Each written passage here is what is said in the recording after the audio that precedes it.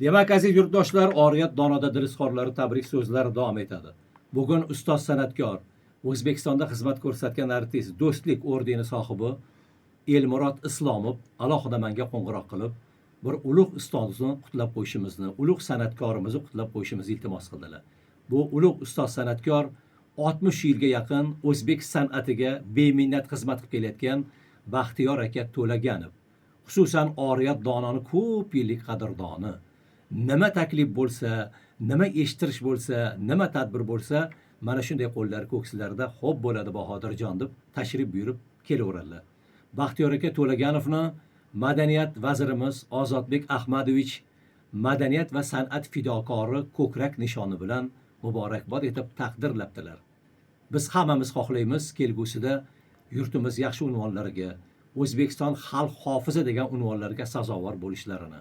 Ustoz Baxtiyor To'laganovni muborakbod etamiz mana shu nishon bilan. Sog' va omon bo'lsinlar.